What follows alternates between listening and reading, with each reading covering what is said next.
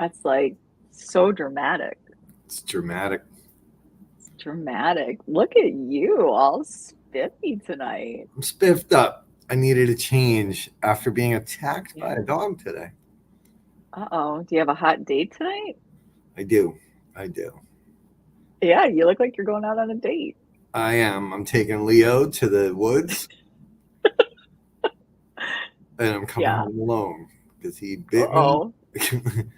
He bit me. It's still bleeding every now and then. He got me pretty good. Tore me up Yeah. for a little dog. He was able to kick my ass today. Yeah. Um, Little dogs are vicious.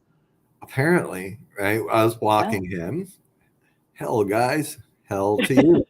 Um, I was walking him, and they're doing lots of construction on this building now because they screwed up the brand new building, but I guess the township didn't like the siding that they Hmm. used, so they decided to rip it all off and put brick up. So there's a lot of workers. And then Yeah. when workers have lunch breaks, they throw their scraps and their food all over the ground. So he happened to get a bone of something. Oh, And when I got him home, I should have known because he just wanted to go home. He hid it in his mouth. And then when I got here, I went to give him his treat for going outside, and he didn't want it. it's like I don't need it. He's like, I got my own treat. So it's a game that I have to play with him. I chased him around. I got him cornered in one bedroom, and then I got to do the whole sweep of his mouth. But it was a big Yeah. bone. It was like that. And once I knocked it away, he came after me Yeah. viciously, bit the shit out of me. I was bleeding everywhere, bleeding here, got my right there in the web. That's like the worst place to get like a paper cut, even. So he bit me. You know all this, but now everybody does, and I expect sympathy. Yeah. Yeah. Well, that's right, D. Who he did say he was alpha, especially when it comes to a bone. Hey, Yeah, Courtney. Well, let's say hello to everybody before we start because I think we have sort of an interesting conversation to go through tonight. we do. Look, I think. look, it's still. Okay. I He probably want needed stitches. he wants your sympathy, so you guys can show Rob send him some healing Reiki and love so he Who can said I heal. probably deserved it? Who is that? There's I don't know. Here's Stacy. Professor T is in the house, and first there is my beautiful friend Dee Dee. She's second tonight. She's like, hey, I'm second.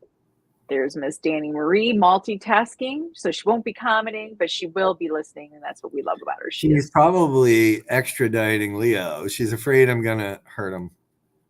yeah. She might be getting ready for her and Dee Dee's show that's coming Oh, up this Sunday. that's right. So She's could probably be getting ready could for be that. D Hoot's like, I'm not last. Not last. You're not. You're never last. There's our friend Mark Brown in the house. What's up, We Mark Brown? have Miss Sandra's here What's and up, Sam? Kaylee. What's up, Kaylee? I'm not sure if this is the Hell Guys and Hey Y'all are the same ones, but not sure. Hello Could to be. both or one of you. Not really sure. Courtney here. Adam's here. I don't know who said you probably deserved it. Yeah, we're gonna find Wow. out. Someone on the side. Oh, it's Ed Road. Now it makes sense. Ed Yeah. Road. I'm coming. Ed There Road. I is know where you work. I'll bring my there dog. is Sabrina. Hey, Sabrina. Two realms in the house.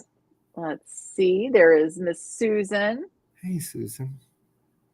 We have Trevor is right here. Guys, tonight, don't miss tonight at 11 p.m. Not the normal show time for him, but Trevor's got a new show coming out. It's chill, it's meditative, it's ambient. This one's happy, period, haunted faiths, dark world. You're gonna want to check this out. He's really created something really cool. There's Miss Kim. How you doing, Kim? Hey, Kim. Hello, guys. Hello, guys. Hello to you. D, who wants you to kiss and make up with Leo? He already has. I don't want to hear it. No, we've both been a little standoffish. We are at war. There's the other half of Two Realms right there. Hey, hey. There's Brenda. How you doing? Come on, Brenda. So So tonight we thought it kind of I don't know, kind of just seems to be a natural flow. We had Josh Purvis on with us and having a little discussion about sort of their investigative style. He and Shane Pittman and what they do and how they do it and how it sort of changed and evolved for them working on cases. So we had a great chat with him a couple weeks ago. And in between then and now, Rob and I made a voyage to Conjuring House this past weekend, the Farmhouse. Hey, Pat. And what to me this is kind of a great sort of segue into, or what a great natural flow. You know, we're talking about why we paranormal the way we paranormal. Like, why do we do that? But we were kind of talking more personal and not looked for experiences necessarily, right? We've kind of dived into that a little bit. So now we're going to talk about when you purposefully go into an investigation or a location, and it's expected. You're sort of expecting something to happen. So when something does happen, do you actually take the time to sit with that experience or those experiences and maybe ask yourself why that? Why did I observe this for somebody else? Why did this come back to me? And what are some of the side effects or some of the continuing messages that do happen? I don't know. What do you think, Rob? Is that a kind of a good way to go into this evening's conversation? Yeah, and just so everybody on the side knows, we do not talk about anything before the show. So Sarah kind of makes the show up and I show up. Yeah. So she makes it up on the fly. But it does sound like the proper topics for tonight. That I don't plan. None of this is planned. If you know me, you know me. I just don't plan Not because sure. then I feel like it's not going to be a natural conversation. And you know, we've not hidden that we were at the Farmhouse, the Conjuring House, right there in Rhode Island. And most of you realize that this particular location has great meaning to Rob, and then how I met Rob. Actually, Dee Dee and I, how we met Rob, but more importantly, kind of just the kickoff in February and the deep conversations about The Conjuring. So to be there this past weekend with a particular group of people sort of panned out to be rather interesting. It did. Yeah. And maybe not said this if you were on the Wednesday live, you've heard it. This was not any YouTube video type evening. It was odd to me because of the age spread that was there, the experience level that was there, the spread of the experience level there, and what was happening. So here's the thing. I want everybody to know, all our friends to know, we're not going to share any personal story of somebody else that was there. We may vaguely touch on some experiences without placing a name to it or going into great detail, because that is not our story to tell. That is their story to tell if they do wish to share it sometime. But I think from our end, we can talk about the observations that were made. Oh, yeah. And look, kind of going into it and leading up to it, right? I had the location and I really didn't want to make it an event because it was going to be like bleeding right into my birthday at midnight. So never made it an event. I wasn't quite sure what I wanted to do. So it ended up being what it became. And once that started kind of lining itself up, it wasn't, for me, it wasn't an experiment. And I don't want people thinking it was an experiment with us, but I was really excited to see, because most had never been. You had never been and really had never had a desire to go. No. But I was really curious to see how it would be with the two of us there, with these other folks, if they would experience anything deeper than the superficial, right? And the things that we, like you said, the things we go in looking for. Hey, Mike.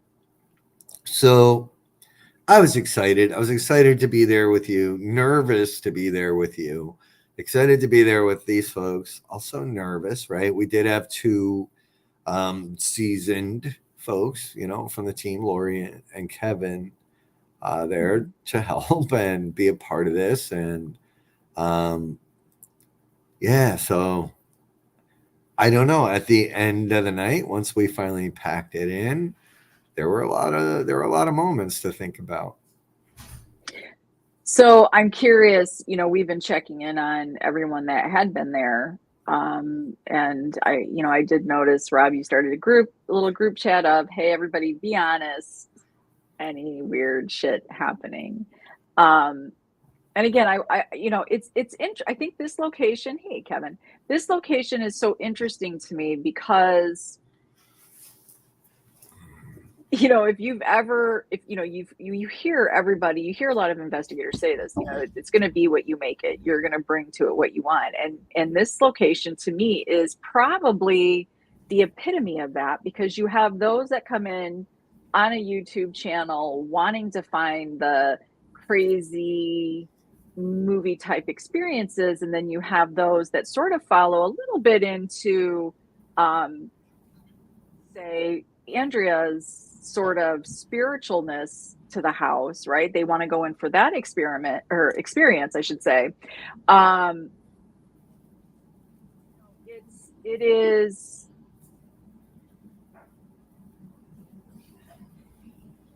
I try to go in this past weekend with, like our friend had said, like zero expectations, because when she has these expectations, she's always disappointed. I'm right there in that camp. I've fallen for that way back in the day. I just don't have the experiences that everybody talks about at some of these popular locations. So I was really I didn't know what to think, right? I didn't know what to think, what it was going to be. There was a little bit of nerves on my part, because this story is so big. Rob, your experiences, your story, that led up to meeting me. So there's a little bit of this apprehension of, like, am I going to fuck it up? Like, am I going to go in there, and how can I just be there? How can I just bear witness to what this location truly was, Yeah, or is? I should say is. yeah. And on my side, right, I had given you all of these incredible stories, right? So Mhm. to have all of that, and then maybe have you show up and be like, yeah, dude, I don't know what to tell you. Like, it could have been nothing that night. Yeah. So I had No. that little bit of fear. Plus, everybody that was there sort of um, knew uh, Yeah. a lot of it, right? And I had given a little bit of advice and a little bit of the backstory even while we were sitting there. And some had been, many of them had been to our lecture at Pine Bush. So there was a little bit of, it's not priming. There was a little bit of understanding, at least, to what my Mm-hmm. experience was, Mm-hmm. and how far down the rabbit hole I went before, finding, yeah, finding you and getting help. So yeah, I don't know. It was like I was nervous too. I wanted everyone Yeah. to. And some made a very long drive, and I wanted everyone to go and enjoy and experience it. I was also Mm-hmm. hoping they would get a taste of Mm-hmm. what it can really do. The next level stuff. So I'm curious for the people on the side, because this is what this is about. This is about opening up the conversation, and really, this is not, we're not here to perform by any means, but I'm curious for the people on the side, and those of you that go and investigate, that actively go in as an investigator. Have you ever gone to any location?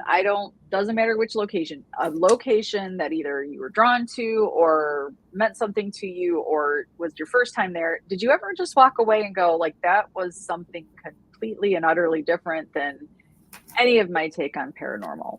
Any of you, any location, any investigation, was there one that really stood out to you and you went, like, what? Even if you didn't realize it at the time,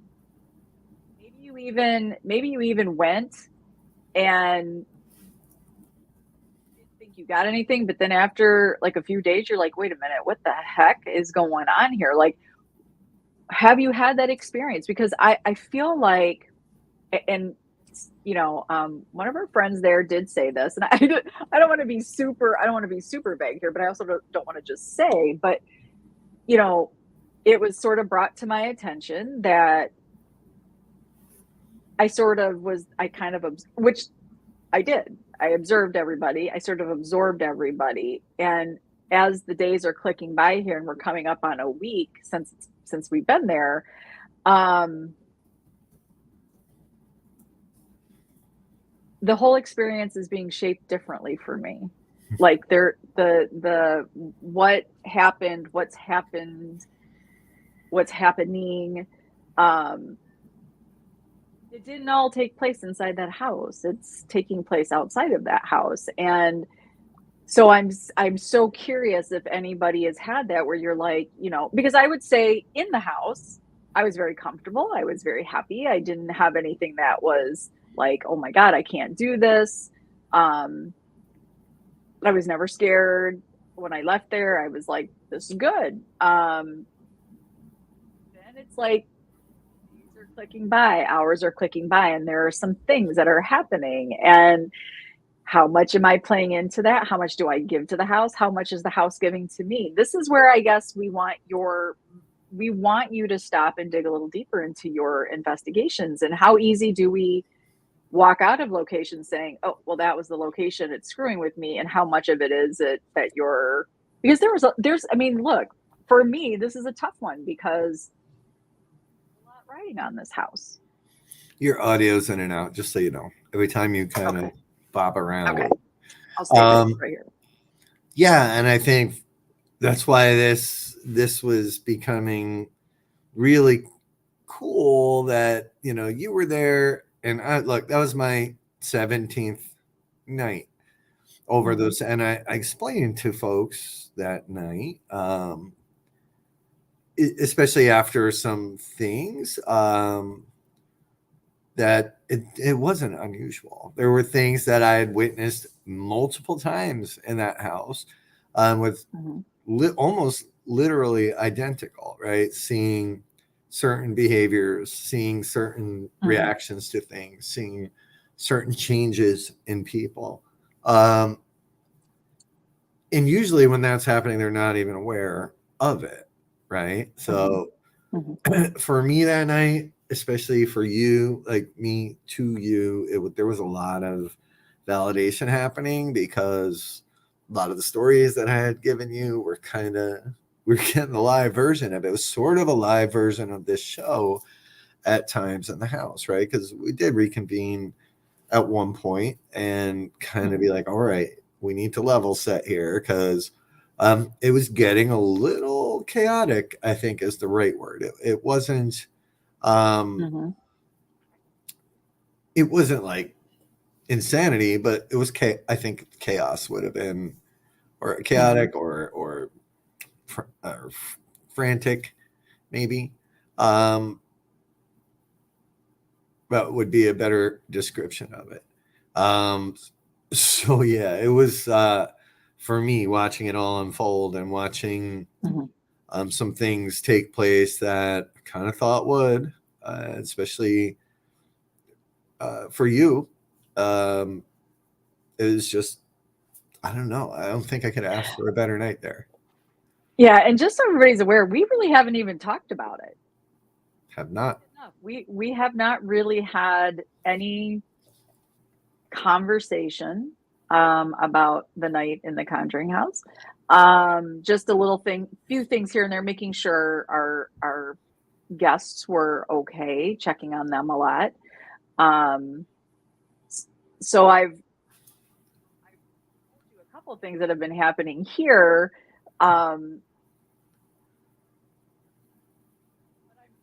This one has me a little perplexed. You can't hear me? For the first 3-4 words keep cutting out. I don't know if it's not me. It's probably you. No, it's probably me. It is. Yeah, this one does and should have you perplexed, right? Because look, there's still to this day, and you know this, I think I asked you that night, like, you still believe me, right? You still believe Yeah. me. It's one of the most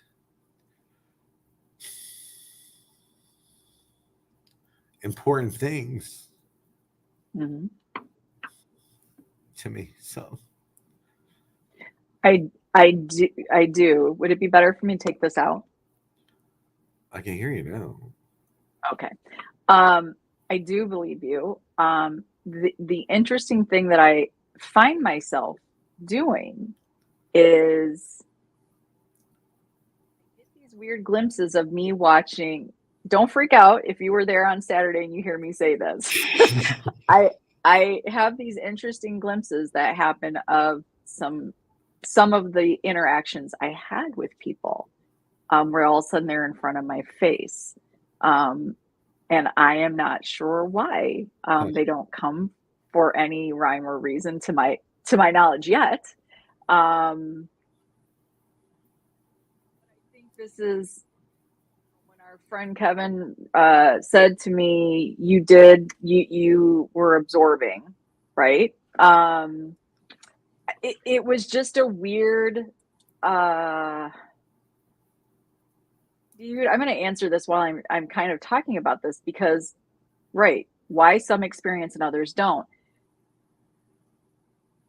I believe every single person that night had experiences, but we had experiences that were connected. And that is what was probably the most amazing thing that I've ever been witness to. And it's not that when one person's doing this and somebody's witnessing what is happening, there's still an experience there. Like, I have to believe, and again, I'm not going to give names, but there was a point in the night where um, myself and three others were upstairs, and um, somebody came up and they were just fine. And then they're like, that was a personality change, just like that.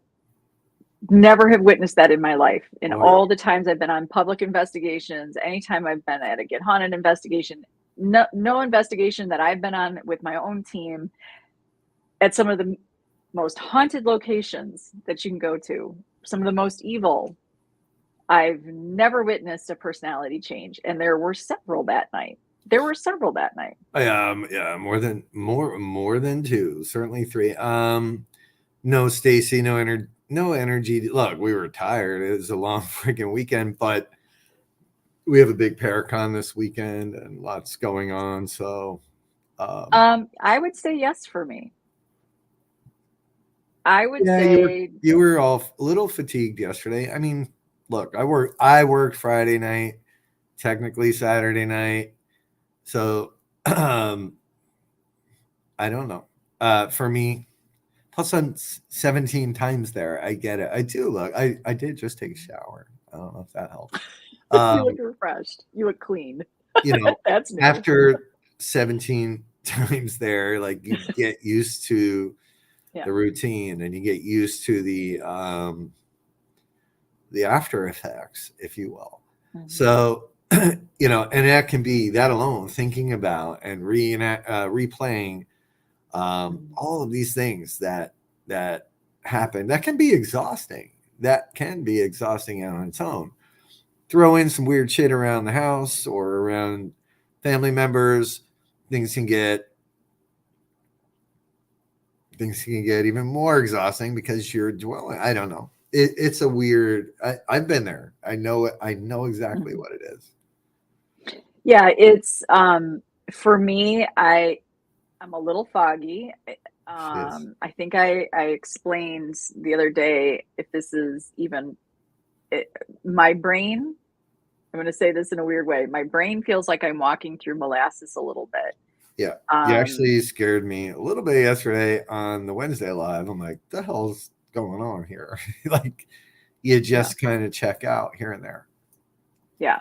So I don't. There are some things that I'm noticing physically, but then I stop and I have to ask myself, am I connecting something to the house, or is it just now I've had, right? I've had paranormal hangovers. I know what those feel like. That's usually immediately the day after. I very much was dehydrated. I was really actually dehydrated after this one. This one I was noticeably, like, I could feel some dehydration effects.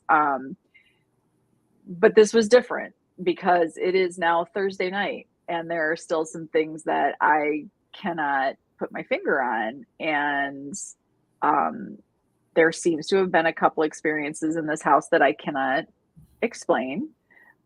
I can't say that they're tied to the farmhouse, but it is odd that I am now having these experiences in the house. I don't know. This is the part to me, like this particular, and you can't call it an investigation, but this adventure in a location that is known to be haunted. This one has hit me very differently. This one has left me, it's really just left me perplexed a little bit. Yeah, which is why I'm smiling, right? Because again, after 2 years of talking about it and sharing things that I've never shared publicly, right, about experiences there. I don't know. It's just a little bit satisfying that you didn't walk out of there going, yeah, I didn't have anything happen. As the night progressed, we watched, like you said, we watched changes. We watched some weird things at the end. There was the crowning moment for me, at least, watching something physical happen for Sarah, which I'm sure she'll talk about later. And I was just like, yes, like, honestly, it was the first time I walked into that house feeling really, really, like, beyond confident. I walked out of there completely happy and satisfied that there it was. I felt like everybody was there, and dissecting it a little bit afterwards with some of the people that were there, and hearing their take on the night, which was also a very common thing that I noticed over, all those nights with different people, and then kind of putting it into actual perspective. It was cool. I think the most common comment that we got back from the people that were there was, wow, that put a whole new perspective on what the paranormal can be. So my very first thing I want to say is this, and we all find change. I'm not going to tell you it is or isn't something magical message. But I will say this, I am somebody that finds dimes everywhere in the kind of weirdest places. I pick them up, and wherever I find them, and I tend to find them, they always cluster. So where I find them, I usually find something to place them on. So you might find around my house, like in the hallway on the little molding, I find dimes. I do have a fairy door that is put up there. That was something from when my girls were little, and I just love it. So I put it up. I find dimes by it. So I stack them next to the door. And no, they're not the same dimes. They do accumulate. So like I'm finding the same 2 dimes that cat's knocking off. When we went into the house, everybody had to pee. We had just gone to dinner. It's a bathroom. It's one toilet. So everybody's taking their turns. And I went in, and as I walked over to the toilet, right next to it was a dime. So I picked it up and I placed it right on top of the counter. It's just like, and there's a little dime. For whatever reason, that stuck with me throughout the night. Hey, Candy. I did think that I was there in the moment. I think I felt like I was there to observe, and I felt a little bit like home base for a few, which was amazing for me. Um, you know, I felt like I was just there to sort of be like, it's okay, you're right, place a hand on somebody, hug somebody, sit with somebody. So in that moment, I'm like, oh, I'm just here to watch them have experiences. And I don't think that's true. And I don't know, Dee Dee. I don't know what a dime means. For me, I guess it was just sort of, I just feel like it's a hey. I don't know what a dime really means in the end. I know there's all sorts of, did you, Kevin? Well, I don't know what I could do to do that, but I definitely wanted to be there. I was so intent on watching everybody else, watching you, watching everybody else go through things. So I don't know. I don't know. So now I feel like I'm home, and now I feel like I know. You got to touch everybody, Mecca. That's a new shirt. So I don't know. Like I feel like now I'm home. There are some things that feel like they're flooding me, but I'm telling you, I feel like I'm walking through this really dense fog, this really sticky something, and the mud hasn't cleared. The mud hasn't cleared yet. Why are you just shaking your? Yeah, I get it. I get it. And I'm not sure it's cleared for everybody else. There was a couple days there where I'm like, all right, this person's usually a little more talkative, or this person's a little more whatever. Mhm. So yeah, I mean, look, again, it's pretty, that is a pretty common after effect there. Yeah, I mean, like Kevin, I felt like you were there not to protect, but you were there for a reason, right? Because you weren't even Mhm. supposed to be. It all just kind of lined up. Um, yeah. See, for me, the fog isn't. It might be there. I've had a couple of off moments here over the past few days. I don't know if it's because of that, but also very stressed with the Paracon and everything coming up. Yeah. But as the night went on and I watched it sort of unfold and I watched things start to fragment a little bit, Mhm. that's when I knew it was starting to kick in, if you will. Mhm. So Mhm. for anybody that goes, yeah, it's not the movies. It's not the stories. It is truly about you, right? And as people were having their own experiences, was my favorite part, was sitting and trying to understand. I gotta be careful. I don't want to use names, but like one particular experiencer, one of the more dramatic ones of the night. Not like I'm being dramatic, but it was a dramatic experience for someone. I feel like I know why that happened. I just do, and it is exactly the things we've talked about. Yeah, it's, so I know we're being so vague. I was like, okay, you I got to know give this us is a hard something, right? conversation to have. But, if you're asking that one and done, like, are you asking, am I one and done? I'll be honest. I don't know if I ever need to go back. I know some have felt that draw, like, oh my God, I got to get back to the house. I don't have that feeling. I don't have the desire. Like, I'm not like going, oh my gosh, I got to get back there and see what else happens. I don't have that. I think I'm just really interested to understand why now. Why now that I'm out of the house, and maybe because my focus was so on everybody else and what they were doing.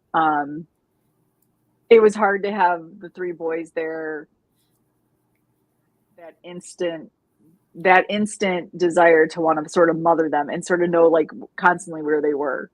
Kind of try to check where they were to make sure they were okay. So it's one of those things that is interesting to me. Once in a while I have that feeling that there's chatter. Again, I don't hear clear voices. So Mecca, you're here. Adam, you're here. You guys have that knowing. But I kind of feel like there's that little bit of that chatter, but it's a little too far away for me right now. It's there. I don't necessarily feel alone since I've been home, but nothing bad, right? There's not this bad, heavy feeling. No, it's not bad. I mean, here we've had a couple odd things. During the live, was that yesterday? Live yesterday. I'm telling you, something got thrown across the floor downstairs. I still have not found it. Leo, if you were watching yesterday, Leo reacted to it. It was loud. It's the loudest thing I've ever heard here, and I have weird things happen. I found my one lamp. I never turn them off downstairs. I always have and I have like the Edison bulbs in them, so they're dim. But for whatever reason, it was turned. I thought the bulb blew out because I'm like, shit, because those are not cheap. So I was like, great. So I went over and I went to pull the bulb to put the new one in, and I'm like, and I turned it, and it was off. Yeah. Like, okay, why is that off? So left that on, and then today, Danny had the same thing happen in her room. When she came home from work, she went in her room. It sounds like my kid, but Danny went into her room. She is. And she's like, did you, or I don't know, or if it was during the day. Anyway, I got a message like, did you turn my lamp off? It's okay if you went in my room, but did you turn my lamp off? Like, nope. I didn't know. It's oddly enough, it happened out here too. I know that when she got home, she had some things moved around. Yeah. In her room that probably shouldn't have moved. Right. Leo's, I don't know if, today I took a bone from him, but he's been a little bit of a jackass the last couple of days. Leo's the dog. Yeah. And for me personally and spiritually, it's kind of been sort of decision time on some things, right? Like, okay, I need to make this decision like now, just in ways that were not in my head prior, and I need to know certain things now. It's just very different. It's almost like a break, right? Almost like, all right, here's the next level of whatever. For me, and I don't know if you're going to share your one personal experience you had there, which I'll add to that. I'll just add this comment to that later. But it's something a little different, but it doesn't surprise me because that's how it's been every single time. First time I went to that house, I had the weird experiences. Second time, really weird experiences. Third, it's sort of this progressive thing, which is why I checked on everybody. And just so everybody on the side knows, right? This, and if Kevin, Martinek, or any of the people that worked that house with me so many times are watching, one of the most common things I've heard from guests and even people that work it is, yeah, it was all right. I mean, it was kind of quiet, but I want to go back. I want to get more. I want to learn more, right? And so then I'm like, okay, let's stop for a minute, because that night there were, while we're talking, footsteps upstairs. There were shadow figures. There was weird lights a couple times. There were apparitions. There was everything you could ask for in an investigation, and probably do 20 across the country, and get a little piece of that, everywhere you go. to have that much happen in one night and Mm-hmm. not have everybody going, holy shit, like this was, it does, it's so subtle, and it's, Yeah. I think the mind goes somewhere else and those things get ignored. So everybody truly was, it really was not an investigation. They were just there experiencing. But I Mm-hmm. did have to remind them that, right? And I've done this several times. Here's all the stuff we all saw, and guess what? That didn't matter to you. So I think they got Yeah. a taste of that next level, right? And that's when the apparitions and the footsteps and the typical paranormal activity becomes far less impressive. Yeah, so just an experience after the fact. My youngest chicken FaceTimed me. She was at an AmVet in the city that she goes to school because she needed to get some stuff for her 3D art class. And so, of course, she was there. This is a side note. She loves to thrift. And she's like, Mom, you got to see these adorable low-rise jeans. And so she FaceTimed me in the dressing room to show me these jeans she found. Aren't they amazing? Aren't they so cute? And so I was like, we had our little chit chat, and she's like, okay, I got to get stuff for the class because it's a night class. And so she's like, walking through the store, very quiet. And she said, so how's the Conjuring house? Tell me about it. Anything crazy happen? Of course, we're talking about the age group that loves Sam and Colby, and Sam and Colby's experience is very different than our experience. So, right, she wants to hear those stories. And I start to tell her about the door in the library. And as she's walking, all of a sudden she stops and she's like, Mom, stop talking about it. And I said, why? And she looked down one of the aisles, and it was like the aisle of, it could have been like dishes and vases and cups and all that kind of like glassware. There was nobody there. It came off of the shelf and was in the middle, not next to the shelf, but in the middle of the floor, broken. She's like, Mom. And I heard it, heard the whole thing. I watched her. She's just like, stop talking about it. So, was that connected to the story I was sharing? Was that just stirring up? Could be there. We're talking about a location that had many things from, it's a giant garage sale, right? It's loved things that are in these locations that people are now reselling. So was it the talking about the location, or? Well, I do know this story, and I gave this piece to Sarah, when I was multiple times when I was there at the house, and I still have the text messages, and I still have the stories, right? My daughter would experience things at home or even at school. And it would bother her, right? She'd be freaked out. I'd get a text at 4 a.m, which she shouldn't have been up, but she was up, right? And she was seeing things and feeling things. She didn't know it was there. So I do think our kids are an extension of us, right? So Right. I don't know, that connection, does it end right here? Is it, or does it go out further?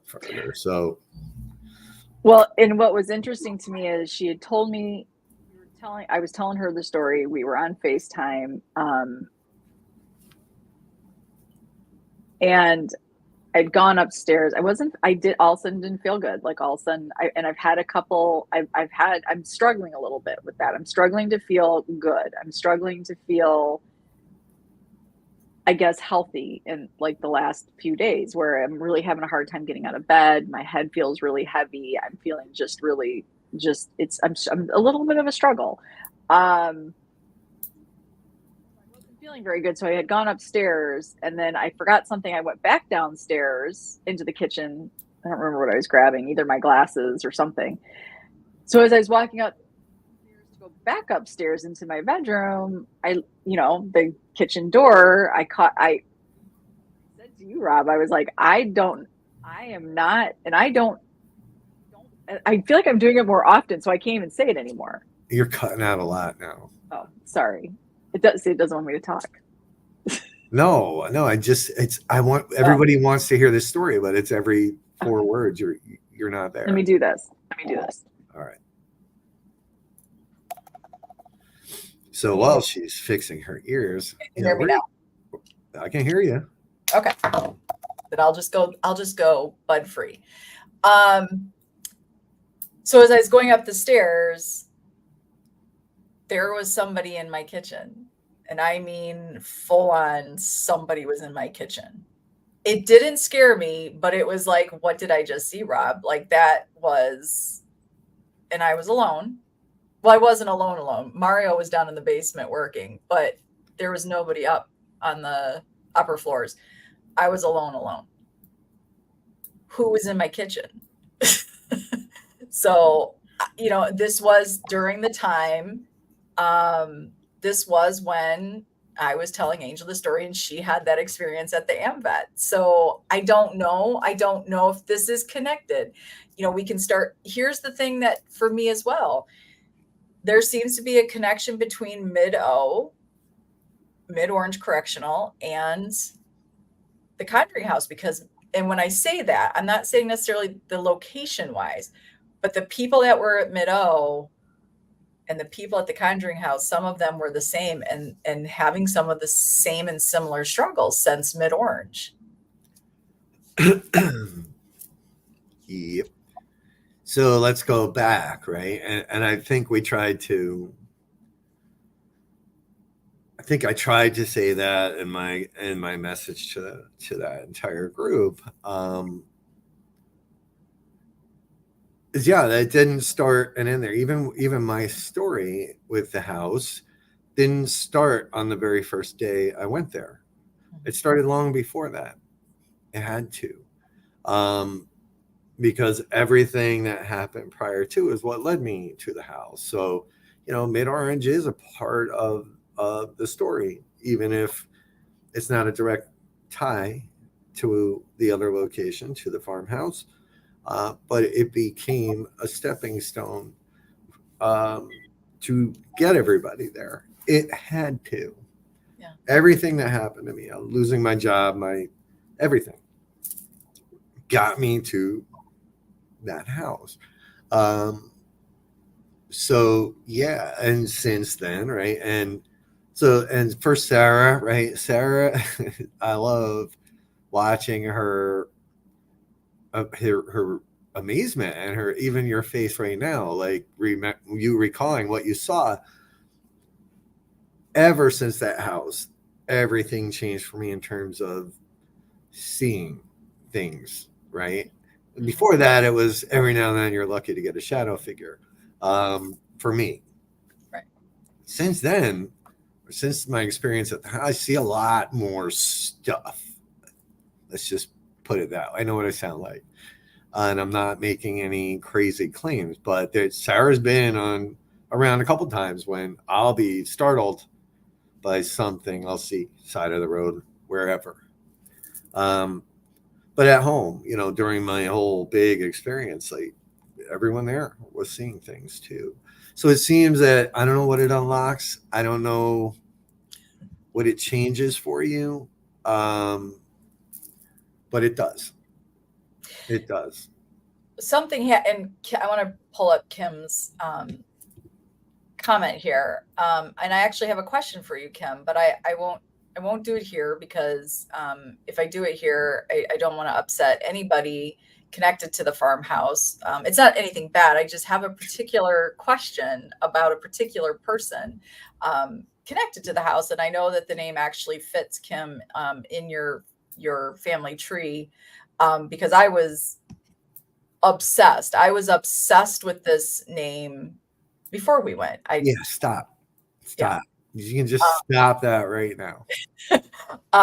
So, and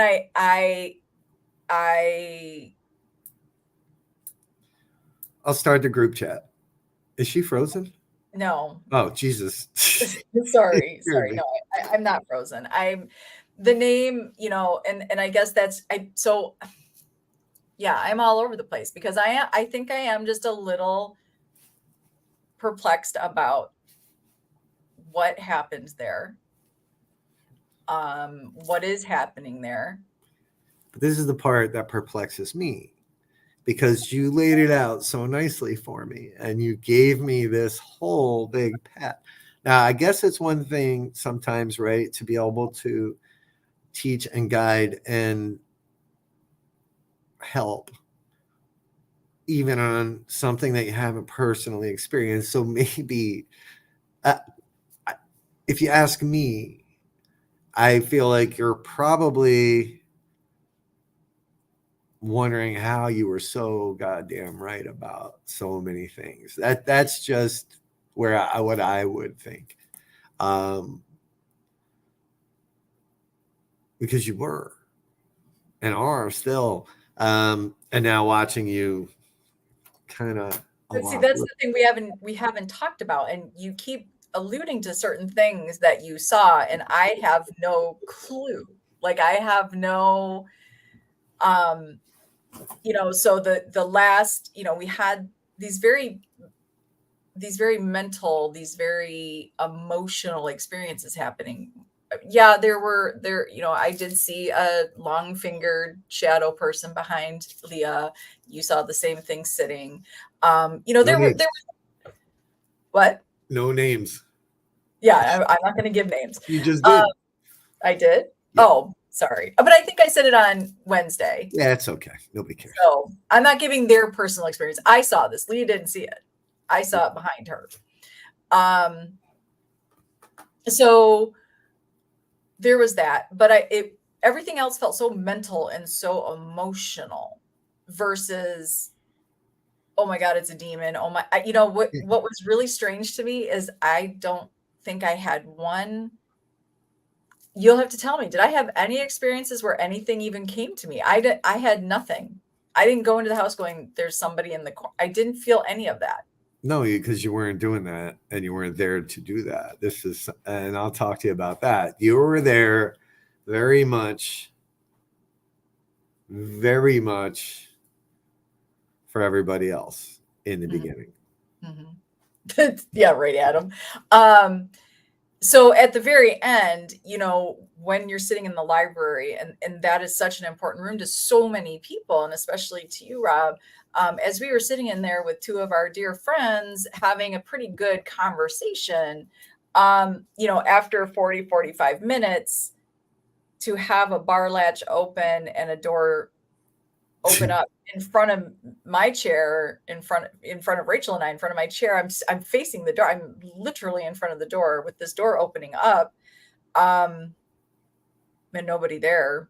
Nobody walked by and jiggled it, or it just opened, to my knowledge, unless they're screwing with us on the other side of the door. Here's the to my knowledge. This is Sarah's signature move, right? To my knowledge, she'll never commit to something she can't 100% prove, right?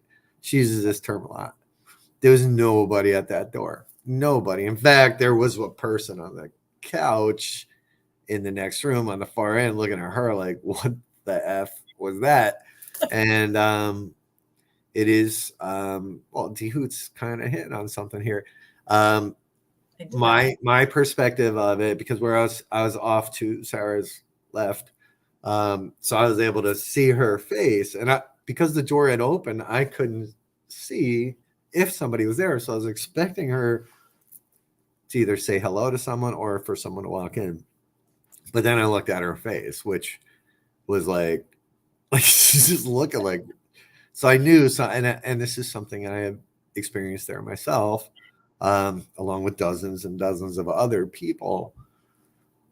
That door opened. I think Kevin Eden watched. Yes, he saw that latch move too.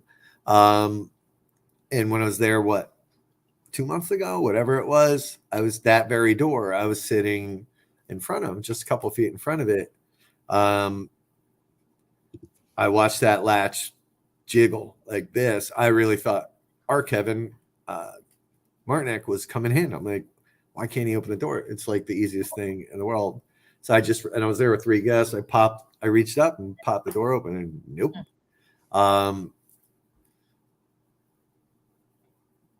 I remember telling you I wanted to write some things down before we went, and I just never got a chance to do it. And that was one of the last things. And you don't remember this, I believe. It was one of the last things. There's another door in that library that for whatever reason I never would open. I never walked through it. I never would open it. And in one of Sarah's moments, before I went back, she said to me that you have to open that door and you have to go through it. And I did. And a lot of things changed for me after that. You remember saying that or no? You don't. You told me you didn't remember it, but I don't. I feel bad because I feel like there were really important conversations that there were, but it's not really you I'm talking to. It's her. So I knew that door. I knew a door was going to open for you. I didn't know which one, but I knew a door was going to open for you that night, and that was it. That happened at the end of the night. I knew it was going to happen for you, and it is the door you walked through when we left that room. So I was. You know what's weird about when I dream about when I have my dreams where I'm like, oh my God, they are real. Like I have those actual dreams where it was like, I know it's like, oh my God, I just got confirmation ghosts are real. It's always about a door. It's always about a door. Dee Dee, you'd be proud. It's always about a door. I've had dreams, you know, my dad has passed. He passed away in 2006. I've had dreams where my dad, like, I know he's gone, but I've seen doors and lights behind doors and doors shaking. And I'm like, oh my God, they're real. And my dad always comes through and says, yes, they are real. We are real. It is interesting that it was a door for me that opened. Wait, that's why I started laughing. Who started laughing? You did? I don't remember that. You know what's really weird? When the door opened, don't anybody get offended by this, but nobody else existed except for AJ, staring at AJ's face because he was staring at me. We just locked eyes. Nobody else existed in that moment. That moment was why you were there. It was. I promise you. Kevin's right. I started laughing. I was like, finally, because I was waiting all night. I was waiting all night for you to have something come back for you. And for it to be the last thing you told me to do. It was big.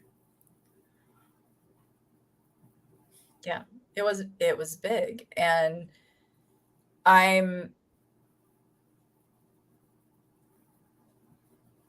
feel like I need to sit with all my observations of everybody else's experiences to understand what my experience was with each of them, because I think somewhere in there is the, you know, and maybe for some of you, Kim, I'll give you a big old squeeze right now. It might sound like I'm overthinking or overworking this process, but you know, when you get to a certain age, when you get to a certain, I don't know how to explain it. You know, you can start to look at mortality a little bit different. Like, look, you know, this is no secret. Like for me, I'm 52. My mom passed when she was 54. So for me, it's hard to sort of see past that 54 years. I have sisters that have passed those ages. So it's not like it's not possible.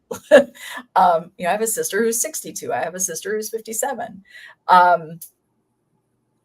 But I feel like I'm viewing the other side and viewing mortality very differently, and what these experiences truly, truly mean. And because every single person that was there that night, I don't know. There's suddenly this, I'm trying too hard and I keep muddying the water. I know this. I employ my Buddhist practices here a little bit. But yeah, this has been something that sort of stops me. And so, yes, as we've done some work since we've come back, no, I haven't been all together here. I've been a little bit, and I don't mean to be distant. I'm sleeping hard, not remembering dreams. I feel like a lot of people have been experiencing maybe some odder dreams that have been there. I don't know how to explain all of it. And I don't know how I could have been so wise for you. Suddenly so perplexed for me. Was this weird? In that moment, it was this weird role reversal. It's why I laughed. I swear to God, I knew I knew it was gonna happen. I knew they were gonna get that. And the fucking door became it all flashed. And when you had me walk through that other door, it's same room, different door. A lot of things changed for me. Not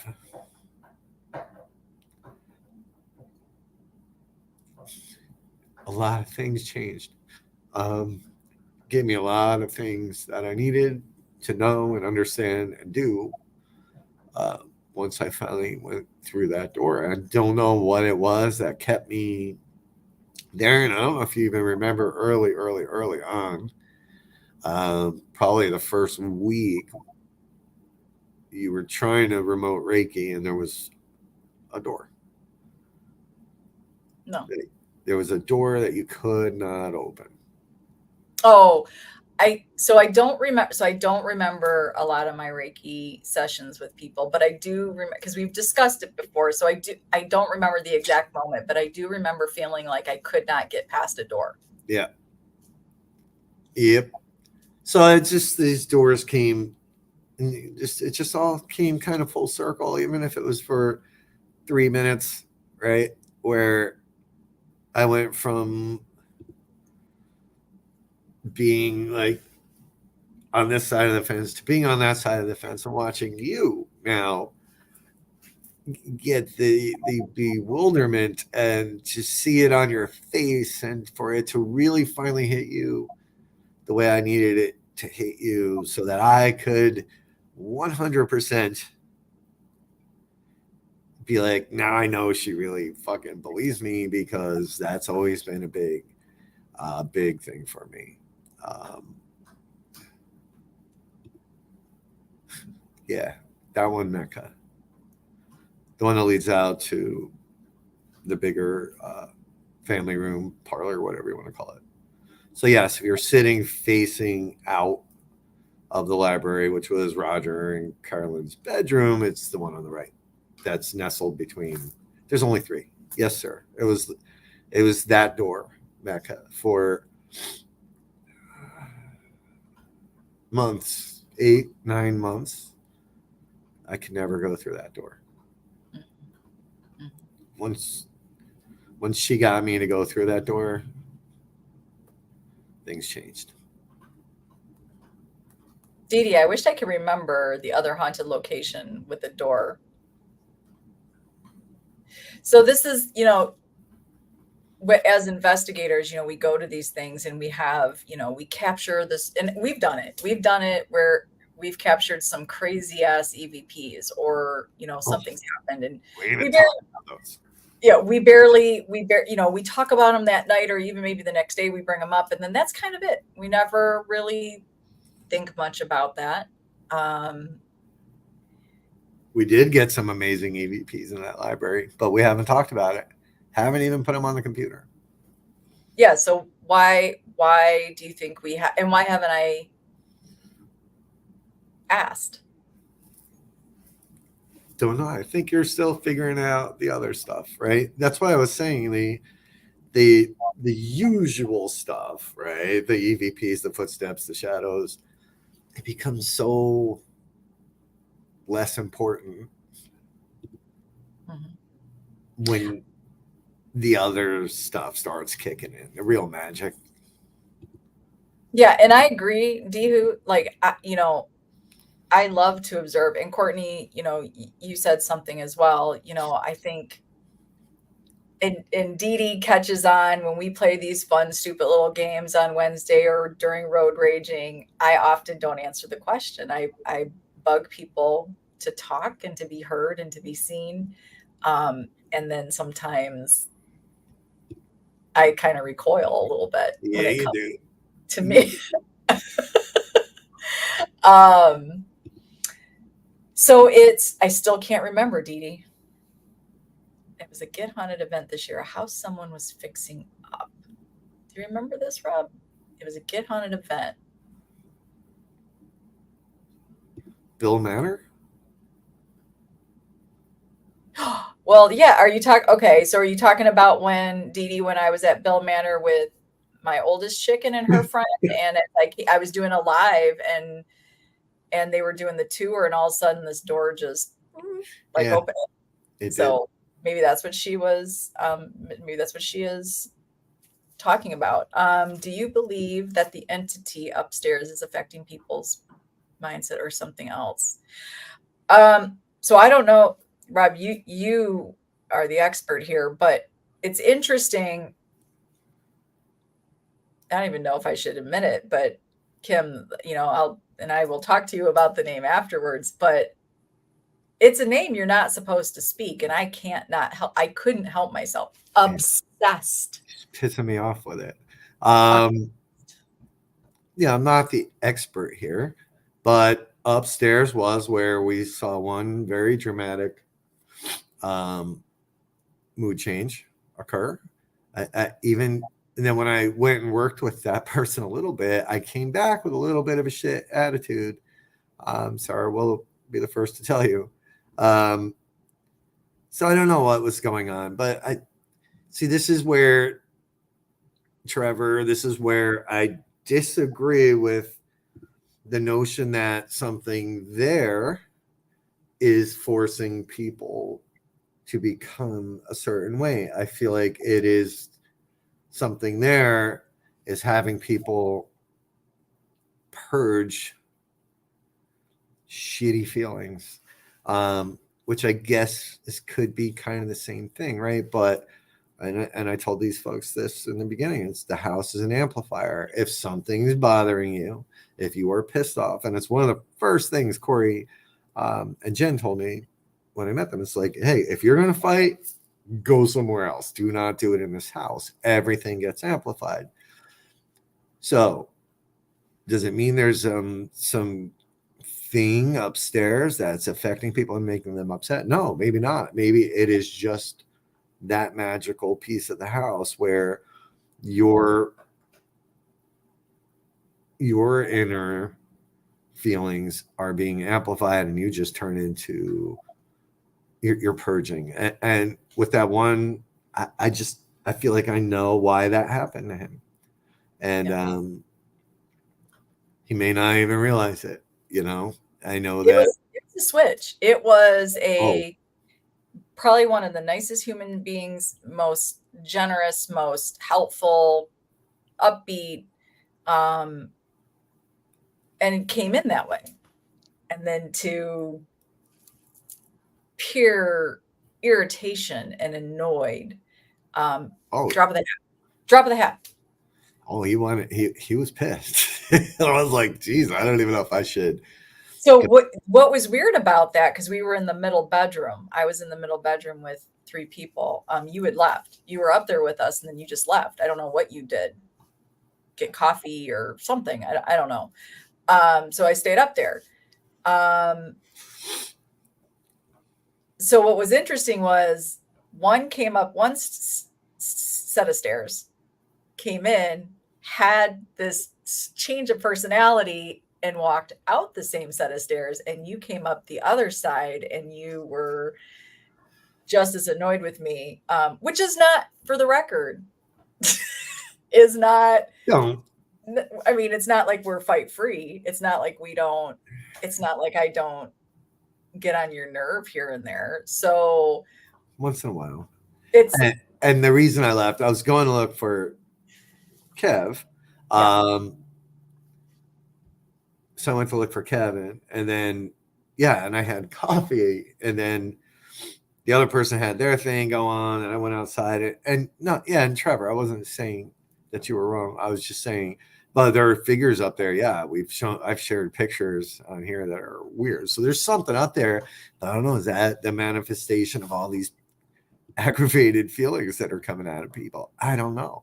But yeah, when I was a little perturbed. I wasn't mad or yelling at you. Make it sound like I came up there like a beast. No, you. No, my point being though, it's not as if we don't have our cat fights here and there, because we do. Yeah. So that's not new. It's not like that was odd. It was just the weirdest when I think about it, one coming up and going back down, and then you coming up. And it was, when I tell, I mean, you walked in, you're like, what the hell happened? I gave you the quick rundown, and you're like, and you literally said, yeah, I'm annoyed right now too. And it was just like, okay. And you're like, I'm going to go, which I will say that is different for you.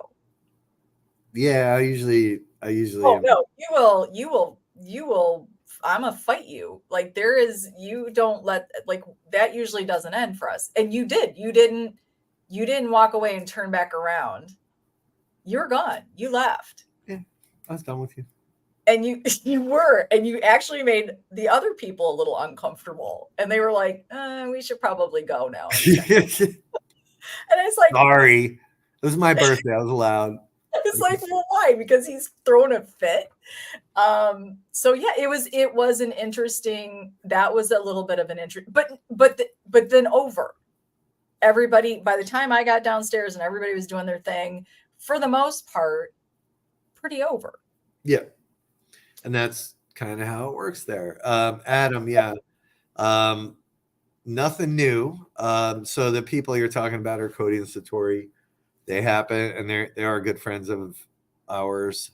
I've experienced their magic many, many times. Sarah has now.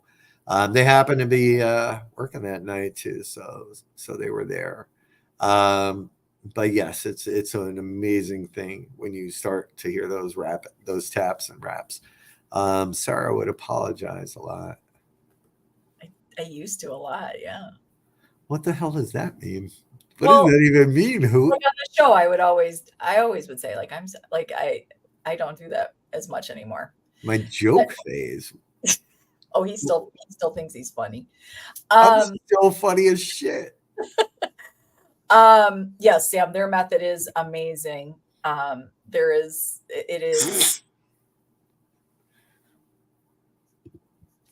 It is very a unique and interesting thing to witness. There is nothing else like having a Cody and Satori moment. And they were working that night, so we never got to see. We didn't get to have that experience with all our friends there. Yes, when they're working, they can't do that at the house. I've had the pleasure of witnessing there, and it is it's ridiculous. In multiple places. Sarah got to experience that in Gettysburg. I've seen them do it in Escape Piers. Yeah. Really, really, really cool. 22 minutes of vaudeville. Oh, are we talking about like my pre-show antics? D-Hoot, we got to get D-Hoot out somewhere. I got to meet this person. She's come on the show. We're gonna have to have her talk. We were just talking about how knowledgeable you are, D-Hoot, and how you do always know the coolest little facts or ask the best questions. She's always amazing too. We talked about that today, I think. We did. So really, this probably sounds very disconnected, this whole conversation. And I will apologize. I will apologize for, because I am having a little bit of, I guess, confusion. I feel like I'm not understanding a lot of conversations at points. So I don't know what's really happening there. Yeah, she has. I can validate that. And it's just not a blonde moment. Yeah, no. Yesterday she got she got lost. Today, throwing a little bit of confusion around time zones and things like that. And yeah, it's just not the usual Sarah. So, hey, Denise, how are you? Um, right, yeah, Denise, we've talked about this, right? When you're getting bombarded by everybody all at once. Um, oh, listen to Stacy. Yeah, good luck. Wait, what was the sales pitch? Tell me what you just saw. Um, oh, D Hoop, go. We love you and we're gonna miss you, but we appreciate you. So go have fun on that Halloween live. Seriously. Um, yeah, it's this whole thing has really it's got me as much as I'm inside my head. I do have a place close by, Adam, I could go to. Um, this particular Don't do, investigation. What's that? don't do that. Don't do what? Don't go in those cesspools of You don't think they're people floating in filth. I'm you know, sorry. If anybody here owns one of those things, I'm sure there's filtration systems on it, but it sounds nasty. they're for athletes, by the way. Yeah, Um, who are nasty as well. yeah, this investigation, I think me watching everybody, me having some after experiences, as soon as the molasses clears, hopefully I will have maybe that epiphany will come to me. I don't know, Stacy. But something is different. Like something is different. I don't know what. Something is different. But it's weird because I don't want to just hand it to the house. And that is an easy thing to do. We kind of saw that a little bit where people are like, oh, this happened. And I'm thinking, why did that happen? Is it the house? Right. We've had a couple of those comments made after being there. Again, I felt great. I felt like I was keeping my shit together. Had a great Sunday, traveled home Monday. No. And then I don't know. I came here and it just, I don't know how to explain it. I don't know where to start. I don't have questions for myself. I mean, I'm sure they'll come. I do have questions for myself. I don't know what questions to ask myself. And if you know Sarah, this is not how she operates. Like, it's weird. It's weird to me because she does not have. Yeah, this is not Sarah. I mean, it's you, Yeah. but Yeah. this conversation is not normal for you. Yeah, it's so the house,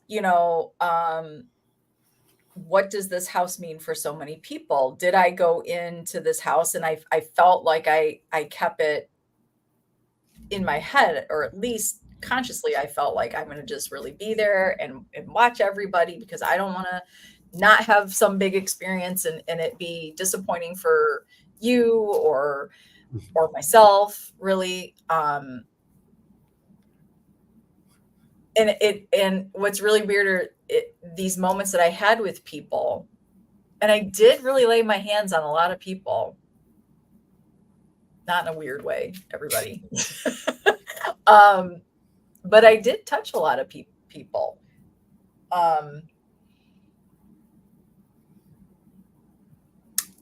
Those moments just keep popping in front of my face in weird order, not in order of the night. And I just can't figure out there's got to be something they were showing me. We are all mirrors for each other, right? Whatever emotion I'm feeling when I'm seeing this, I need to understand what that is and what that means for myself. What? You've held out on me. You have a thought in your head. You have several thoughts in your head about this. Lots of thoughts because if I can say them.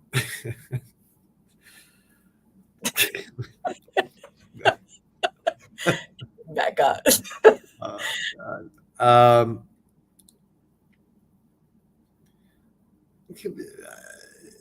Some things don't need to be said. They can just happen. Well, I kind of don't like that.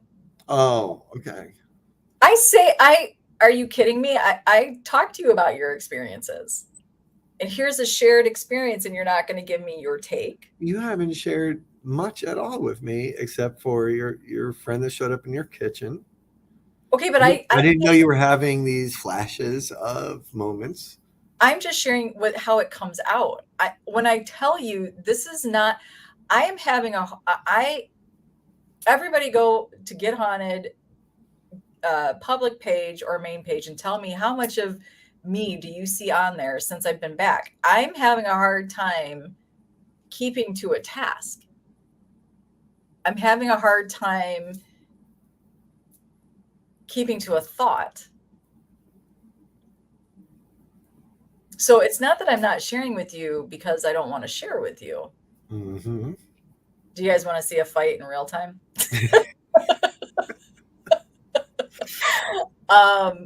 It's because this stuff is coming to me. This has not been an easy, and you want to hear what's really fucking weird that I'm just sort of realizing, just so you don't get upset?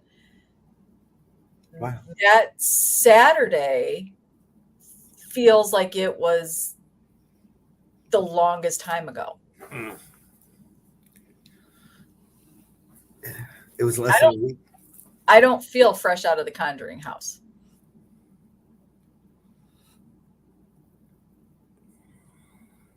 What do you keep looking at?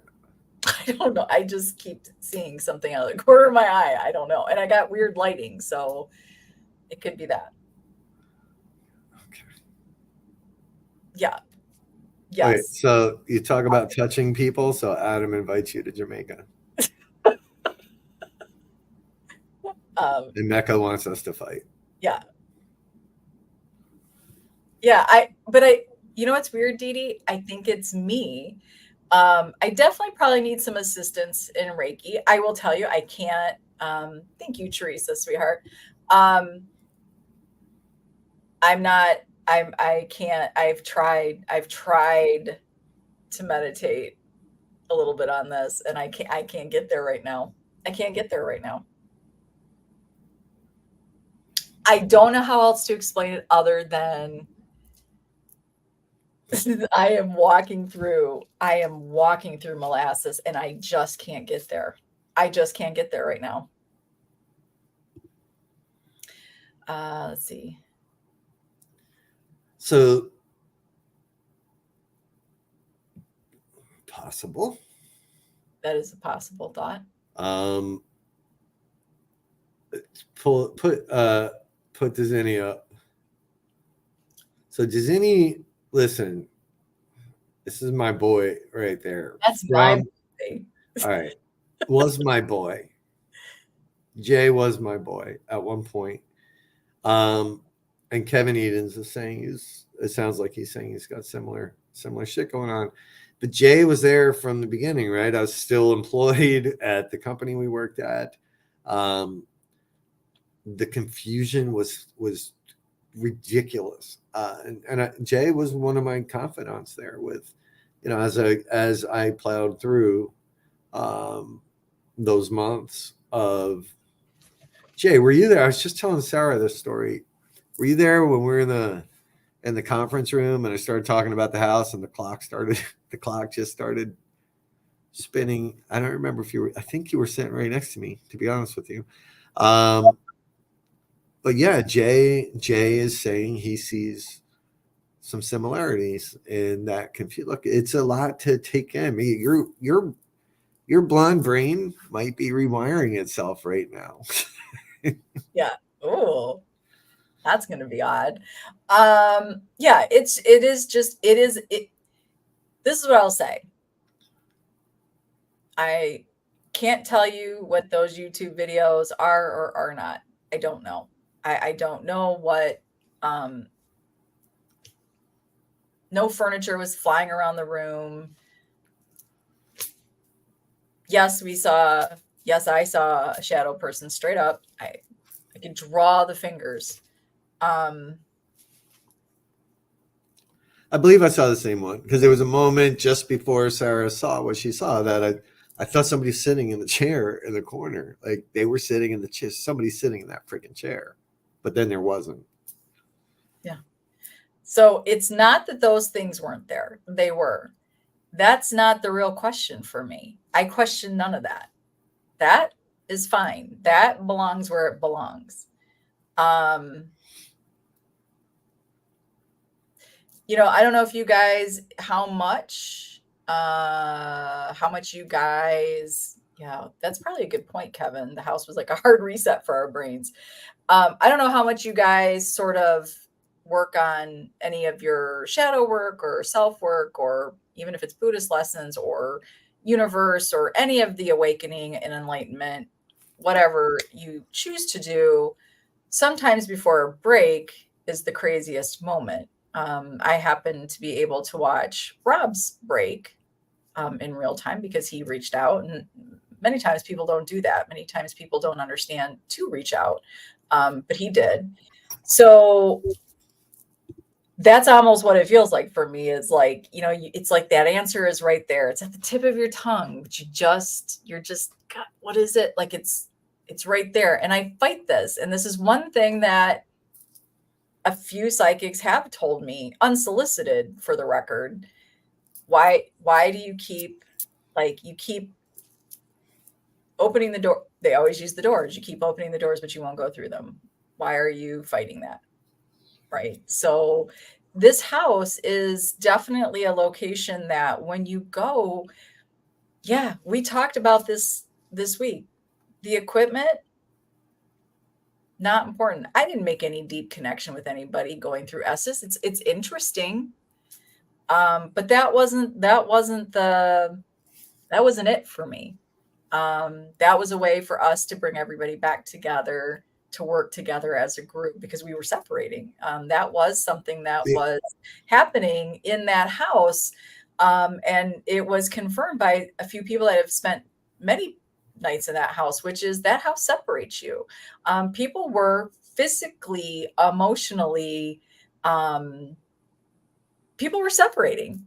They were separating. And there was a point where Rob and I were like, oh shit, like we got this is no, like, and you alluded to that, this chaotic, this melee, this frenzy, but not like crazy energy, just there was separation.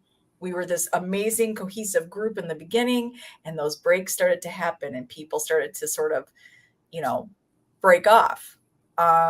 Fragments. It almost every time I would watch that happen.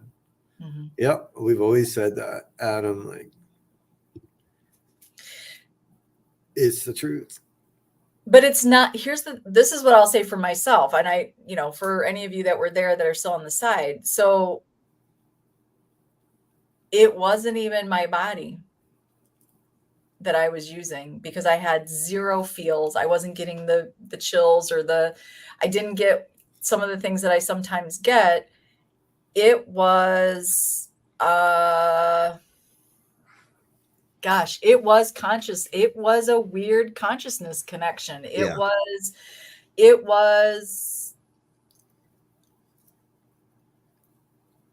was red threads all over that house. There were red threads all over that house. Yeah, you know, I mean, you bring up a good point that I really never thought about until tonight, and that is, aside from the jumps, there were several jump scares for me there. There are times when, you know, when something's right in your face and you're not expecting it, it can be really, really scary. And you're right. It is this thing that happens with your consciousness and your being that you can struggle with. It's really hard to wrap your mind around exactly what it is you're feeling and then describe it or even emote it in a way that isn't ridiculous. So I think kind of what Rachel's saying as well, you know, it's why I would sit on that couch or in that one chair and just try to make sense of it all. Really, really hard. It's a really, really difficult thing to explain.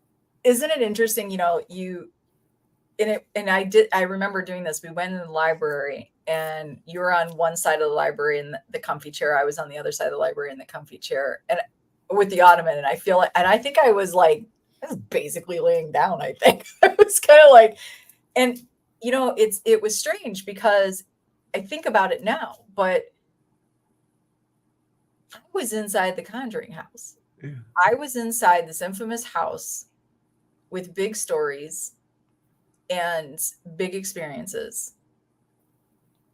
And I wasn't in there grabbing pieces of equipment or trying experiments constantly while I had time there. It's not it's not a hard trip for me, but it's not like Rhode Island is next door to me. So, how often can I get there? It takes effort. So it's odd to me that I was in this house and when we were up on the middle bedroom, I could have just sat in that bed, just sat there. There's a point where when you left and it was just me and the three others just sitting there. There wasn't any big, I think I might have tried to coax a few things out here and there. But there really wasn't any action to investigate. Just being and sitting and existing there is when things happened for me. All my big experiences there were when I was alone or maybe with one other person. And no, there was no equipment involved. There was zero equipment involved because I was just one of the big ones. I was sitting on those stairs that go up to the third bedroom near the birthing room, just sitting on the stairs. The other one's sitting on the stairs down in the basement. The other just sitting on the couch or the chair in the library. So just being, that's it. That's all you got to do. Dee Dee, I do believe that there are moments I wake up and I look at the clock and it'll be 8:30 and then I look at the clock and it's 11:45 and I don't understand how that time went by. It does. And I know that I was doing something. It's not that I was like, what the hell did I just do? What happened yesterday even, right? It's like 4:45 or like, holy shit, the whole day is gone. I have had some of those moments. I've had some of those moments. I'm not quite sure that I feel like when I look at the clock, I'm not, what's weird is I'm looking at the clock and I know what my habits are. Right. And some of it's marked by some of the work that I do on a daily Forget Haunted. And so like, I'll look and I know what time it is. I have not, when I'm looking at the clock, it's at times that I never look at the clock. It's not the normal time for me to be looking at a clock. So I'm not sure, what that is about, but I do realize that I feel like 2 hours have gone by and it's been 4 or 5 and I don't understand.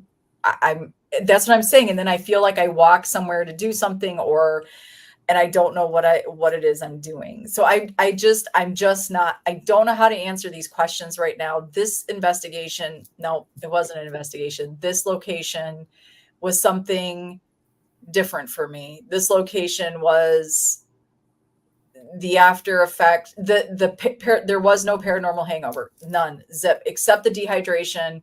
But really, I wasn't headachy, which is weird because that would be my first symptom. Didn't have any of that. But now as I'm going through the week, I'm having a little bit of struggles. Denise, Rob will be there. I will not be there, but Rob will be there. You will see him in the crew. It is time is, Adam, and I agree with that, but I'm talking about that feeling of what the hell, not like, oh, wow, this day went by fast, where you just go, wait a minute. And did we accomplish anything? So this has just been a very interesting, I can be patient. The answers will come to me when they need to come to me. I would assume if somebody is trying to speak to me, that they will speak to me. If anybody on the side has that gift and just can you give me a little hint about what's coming down? Rob might decide to talk to me about his revelations from that night that he's not sharing, that he just does his smirk and then It's not a smirk. it's a smirk. It's a little bit of a smirk. It's an expression of satisfaction. So this was different. This is a very different and unique experience. I'm curious why I am obsessed with this person. From the other side, I would like to understand that person, because it doesn't feel right. That's all I'm going to say. I feel like we've never been told why we can't say the name. It's not Shouldn't say the name. So I don't, and there's been no history shared about this particular person, but all I know is this doesn't feel right to me, and I'm obsessed. So I need to know. And yes, said the name way, way, way too many times out loud. What? Nothing. Is that just another thing you're not going to share? Not here. Is it pertinent to the conversation? Yes. I just did a little search, searchy search. So, that's interesting to me. Could it just have been, right, time for a gummy? I don't do edibles, Adam. My one edible story, I had a vision during that, and I will only enjoy THC by smoking it. I just will never ingest it again. I don't like it. I don't want to ever be putting that again. No, the name wasn't Beetlejuice, Stacy. No. So yeah, No. it just, I think if you're going to go to the house, I think you need to just prepare yourself to realize that you are truly, you will truly have an experience, I think, in universe over the scary paranormal. Not that there can't be scary things, because there absolutely can. But I think it's such a deeper cut. To me, it feels like a deeper cut. What are you looking up? So that's not, see, do you see what he's doing right now? Like, this is not fair. You got me all confused right now. I've got you confused. So no, not confused. Okay.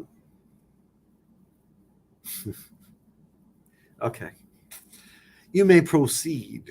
Oh, gee, thanks. Thank you for that. Rachel, I think this location was the same for all of us. Yeah, a little haywire. And it also feels like somebody's not sharing. Not just Rob, by the way. I am sharing. I know. I said it's not you.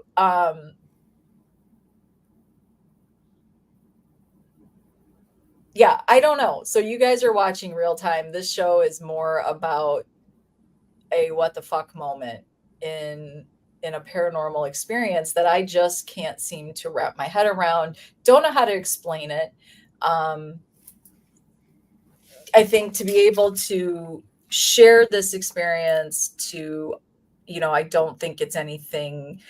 Is it me? Is it a shadow me? Is it a dark corner of me? Is it the other side connecting with me? Did I connect with somebody from my past? What is the molasses? If somebody could just give me a hint in how to help clear. I've had my sweet friend Candy send me beautiful protection stuff, and I'm having a hard time. I'm using it. I think I'm using it correctly, Candy, if you're still here. I'm having a hard time. I'm having a hard time shaking this one off. So for all of you amazing souls on the side that have deeper experiences like this, and what works for you? What works for you outside of coffee? Dude, I thought you were watching a Halloween live. Yeah, maybe coffee. Here's the other thing. Tell me if you were there this past weekend, having a hard time eating a full meal, thinking I'm hungry, but real no appetite. Don't feel sick. No appetite. I just don't have an appetite. What about that? What? Oh my God. What, Robert? Which part? You are obviously finding information. I am. Oh, I'm going to kick your ass.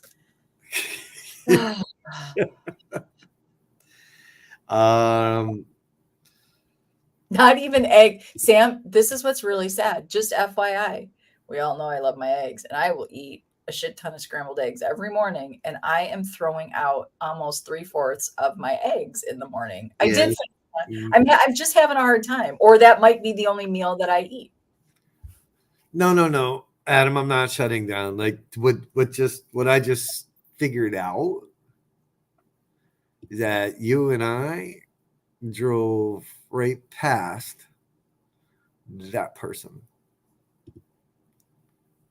that we may not name. Yes, and that I didn't know that's where they are, and I was going to take you there.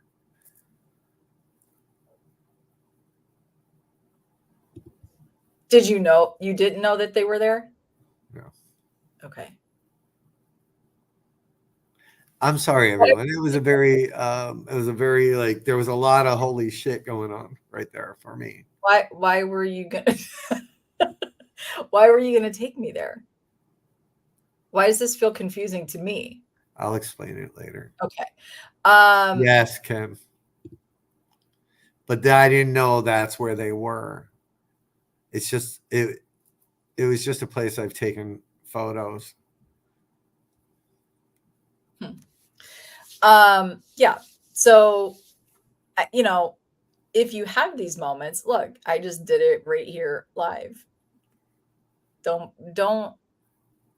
not taking this lightly at all. I think there is something bigger going on. I'm not trying to sound dramatic here. I think there is an experience that has lingered. I think there is something here that either I wasn't acknowledging when I was there, but it needs to be acknowledged. Now, when I say that, I'm not saying that there is a spirit right here going, freaking acknowledge me.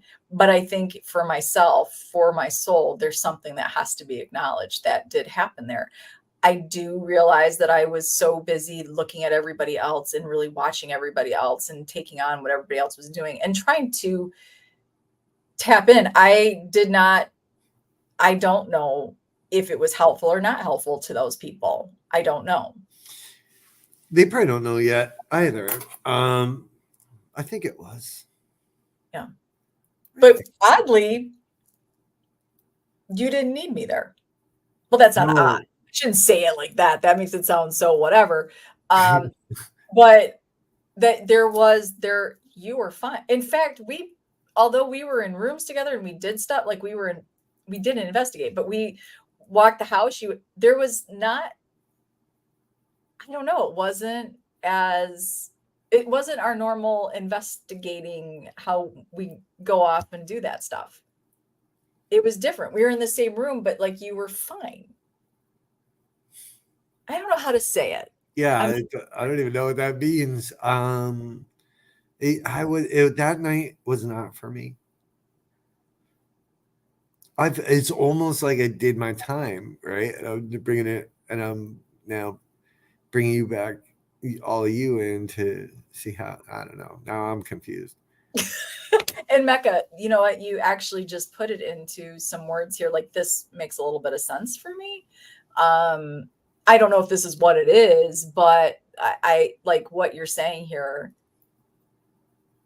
could fit. Yeah. And how do you talk about it if you don't know what to say? And I guess because this was so different, this paranormal experience, this moment in time where I had the honor to be amongst souls that still are in that home for right reasons or wrong reasons, good reasons or bad reasons. And to watch others interact and have reactions, and to be there, it was big. It was huge. It's big. It is a big moment for me. I think this puts me to a whole new path.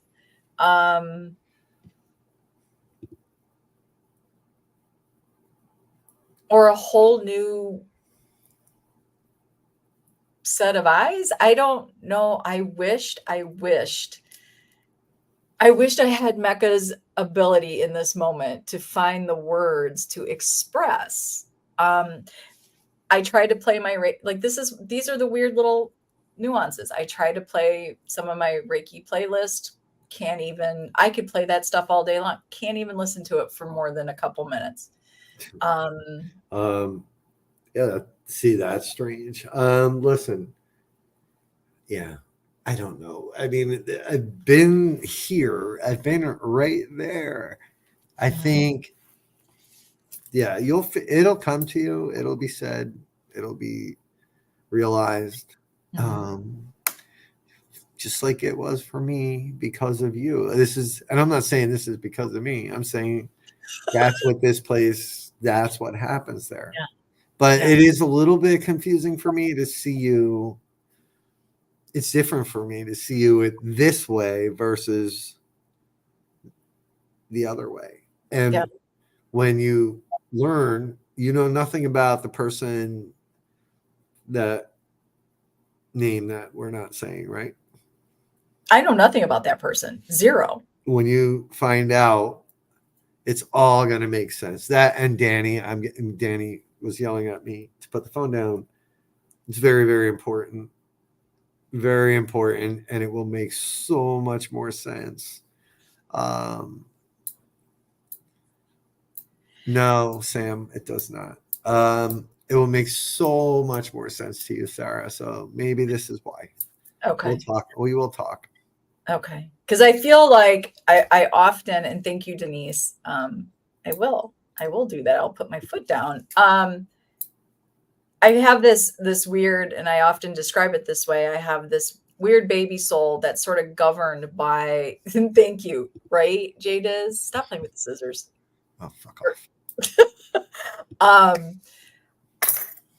So, right, I have like this baby soul that's governed sort of by an old wise man. And yes, I say man because the masculine energy in me can be quite strong. But it almost feels like the baby has stepped up. And so I feel a little lost right now. I feel a little lost. And I feel like my little old wise man has stepped back a little bit. And maybe it's time for that part of me to grow. I don't know. But I feel a little lost on this one. I don't hate it. I don't hate it in the sense of, I know, right, Sam? He's got Band-Aids all over his freaking arms. I was attacked by a dog, people. I'm still friggin' bleeding 9 hours later. That's a problem. Probably to get stitches, but no, I don't do needles, nor do I do stitches. So yeah, so I'm curious when will the group get back together? I think there does need to be a giant group meeting to discuss. If any of you are still on the side, what do you think of that? We already know what they're going to say. I feels like, did you call it group therapy at one point? Yes, it's what it felt like that night at certain points. Yeah. Okay, because for some reason like that, like I feel like yeah. You know what I feel like? I feel like a freaking UFO experiencer right now, and I'm trying to find like who can help me with this, who can find the words. Oh my God. Do you have anything that's just blunt? Like everything is just sharp and dangerous. Yes. It's a mind. It's a mind fuck. I've told you this. Y'all know it now. It does. It takes a week or two to like really just slough it off. Okay. I trust you. And I watched you come from the brink of or in the depths of darkness, and I watched you climb out. So that part doesn't scare me, and I don't have like a weighed down like, oh my God, dread. Yeah, no. It's nothing like that. I just don't know what my purpose is in the day right now. That's why our numbers are down, people. So get out there and create posts and like and share because Sarah's on a break. something. Come on, Sam, it's going down. We're gonna crash and burn. go do your stuff. Poor Sam is in a class. We're gonna celebrate with you. We're gonna celebrate with you, Sam, when you're done with that class. It's not easy for her. Right. Well, I think it's an intense class, and so I know she's like, she wrote a post, she wants to vomit about this class. It's stressing her out so much. So we are going to celebrate when you get over with that class. Yeah, we do. We need to talk about it. And it's funny because some of this stuff, I don't know. Oh, and Kim, I mean, do we add Kim to that conversation? Yeah, there's, whew, that's all I can say. The whole Kim angle is crazy too. Just how I ran into her and freaking pictures, and it's nuts. The whole thing's nuts. Yeah, we can start an app, Adam, the Get Haunted Conjuring Headspace. Just all, I mean, did any of you guys on the side go to the Conjuring house and walk out of there with the, oh my God, there are demons and crazy things crawling on the ceiling experiences? Or has it all been a deeper connection of trying to understand it? It truly does feel more like they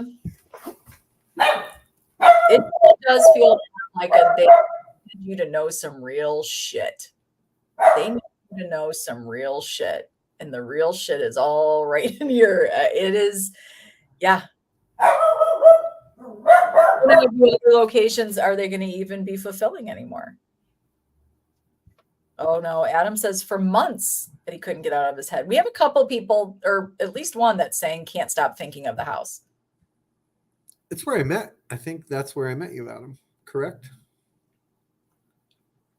Believe so. Yeah.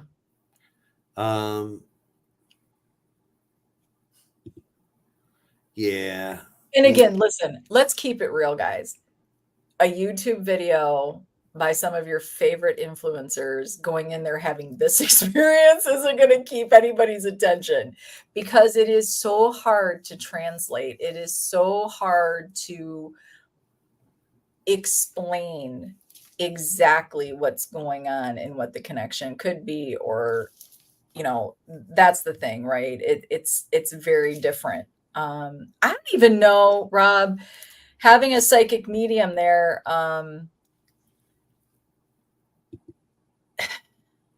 I don't know if I would have loved that experience in there, because I didn't feel like I was glad that nobody was having those moments, I guess. Now you know why he bit me. He's crazy. No, I believe that your moments there need to come from you, right? And it is sort of custom tailored paranormal, right? Because if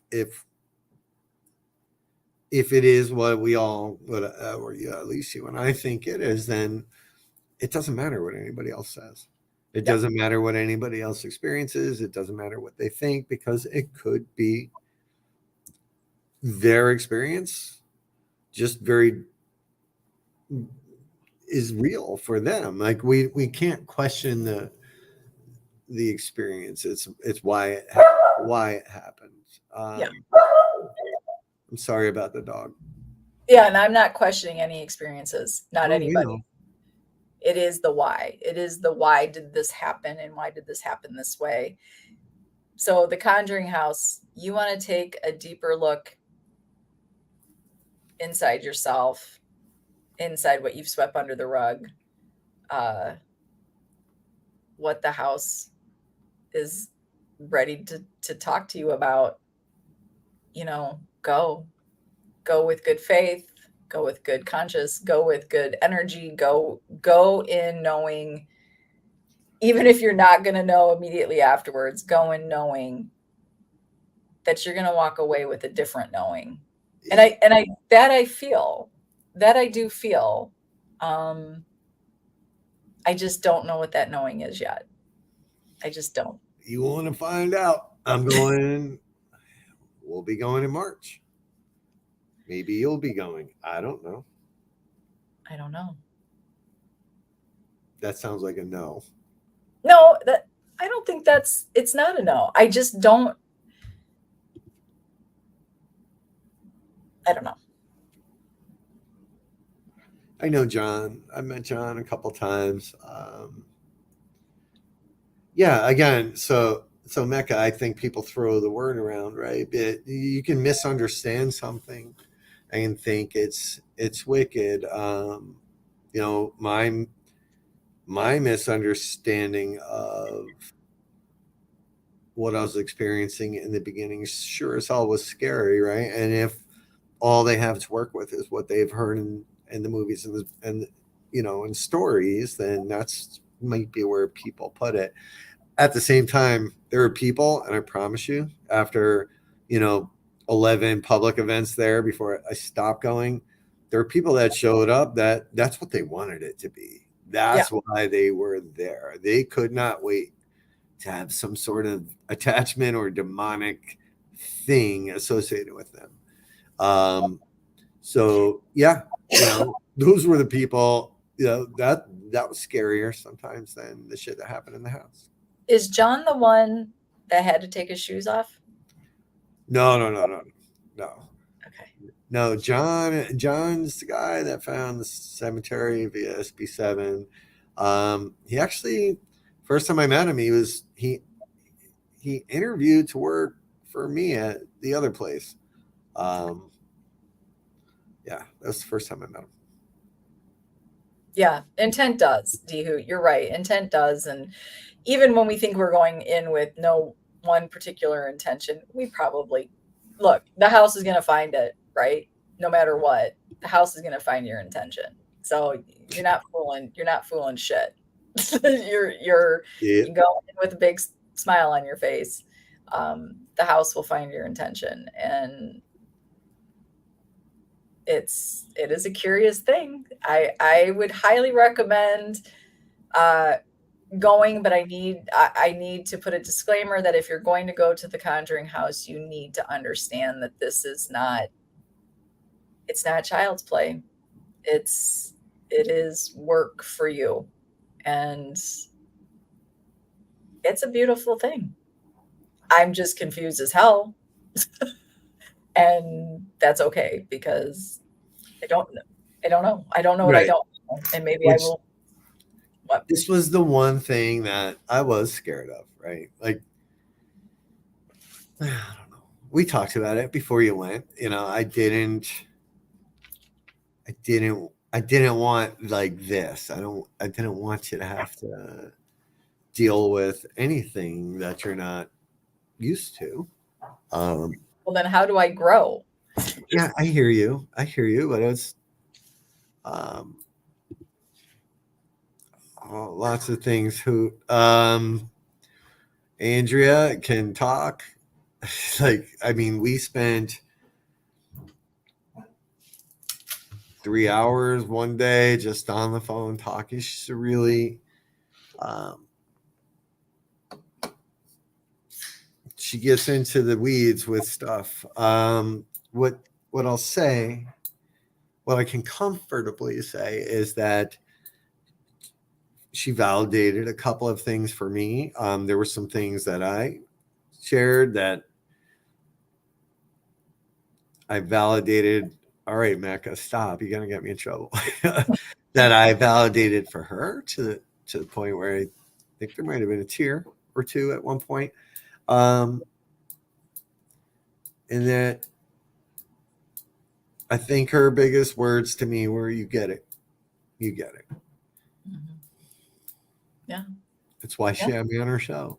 And on that show, she didn't talk at all. She was like, "Just tell your story." And I was like, "Holy shit," for 2 hours. And yeah, so there was a reason, you know, and she's, you know, I can't imagine she lived it and existed in it very differently than the movies portray it. So that house is near and dear to her, but she's a really nice person. But yes, she can talk. And Mecca's right.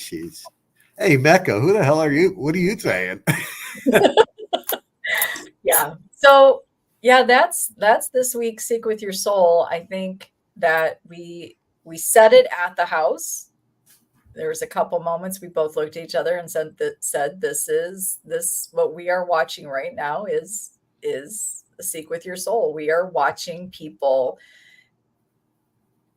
who investigate with equipment and are very good investigators and very thorough, really just existed inside these four walls of this house, and they took it in. So this week's show, I can't give you structure to something that I just can't understand at all. I don't know how to speak on this. Real time, you're watching somebody after a hangout in a haunted location trying to put some pieces together. Yeah. You know, I'm learning right along with all of you that about some of this. I didn't realize or know that some of this was happening. Yeah. I don't think I know how to, I'm just, yeah. It was, you know, and that's okay. And I think that's the honest, you know, that's just being honest after investigations. We can't all walk out of there acting as if we got answers to something. We might have gotten answers, but we can't act like we understand what those answers are always right out the gate. We can't. You can't. And I agree. I do think you mentioned it, Rob. Seeing what I saw at Mid-O could have been the start of something a little different. And it took it just to a different level at the house. That's all I'm going to say. Yeah, I don't know how that freaking door opened, but I can tell you that seems to be the least of my worries. It was cool. It's cool. Yeah. So no. What's Mecca talking about? I don't know. You never come off negative. Which part? Which part? Send that man a keychain. He gets 2. Oh, so now you get 2 keychains, Mecca, and you need to send me coordinates so I can get your dome cover sent to you. Everybody wants a beanie. I just got 2 messages of beanies. Oh no, Mecca, you're fine. She would smack the shit out of you anyway. So yeah, Seek with Your Soul. Think about that. Maybe watching me be completely and utterly maybe non-coherent in some parts will make you look back at some of your things or something recent that you've purposely put yourself in. Not the experiences finding you that way, but you putting yourself in a situation and those experiences happening. Think about them. Think about what it means. Did it really end after you left that location? How long did it last you? What did it mean? Did those messages become clearer, or did something become very apparent after the fact, maybe long after the fact? I'm curious. I would love to hear it. So thank you, Rob, for...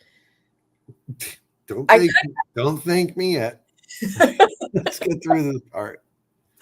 Yeah, I don't think being at that house, I was at that house at the right time with exactly the right people. That doesn't mean there aren't other right people that I need to be at that house with. In that moment, for what was to happen, those were the right people. I agree. And just so you're aware, do you know how hard it is for me not to say the name that we shall not say? Yeah, so let's end this shit so we can talk about it, because you're not going to say it. Because I want to say it. I've wanted to say it all night. I'm not going to say it, but I wanted to say it all night. It's hard. I feel like they want to be... Yeah. Okay. Well, let's get through this part. Let's just... That can be 2 weeks. No, Mecca. Mecca, no. Sam too. No. Sam, if you want your shirts, you better stop. Yeah. Type it. Do not type it. Stop. I will let me talk to I will talk to you first, then I will talk to the other person. Okay.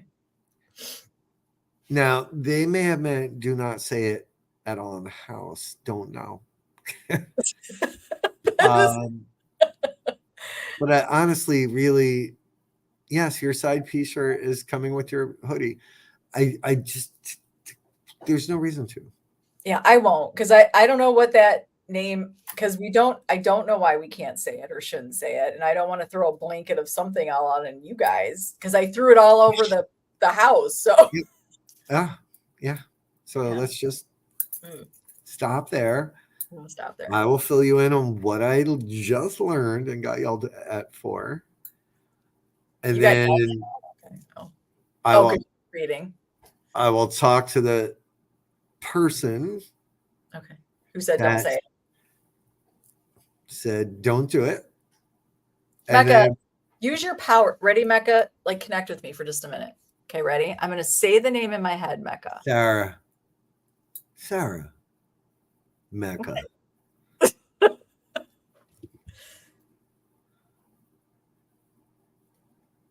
I did, D-Hoot. I said it several times. Will you stop? And, oh, did I say it at mine? Yes, I did. But not, yes, I did. No. Not Gregory. Who's Gregory? He is going to put me in timeout. There's going to be a fight. Okay, I'm not going to say You it. know, watches this. So let's just stop. Okay. I'm stopping. All right. Now I'm in trouble, guys. Before he gets 5 keys. Oh my gosh. So that's it. That's the Conjuring House. That's the Farmhouse. It is bigger. It's bigger than you realize. All I'm going to say.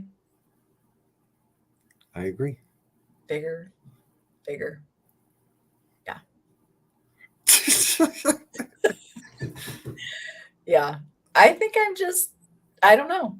I don't know. You seem drunk. That's what you seem. I'm not. I hope this wouldn't be me drunk. Yeah. Maybe, dude. I can, maybe. All right. 2 hours and 8 minutes. We still have 17 viewers. I know. Amazing. Thank you all. His eyes are big.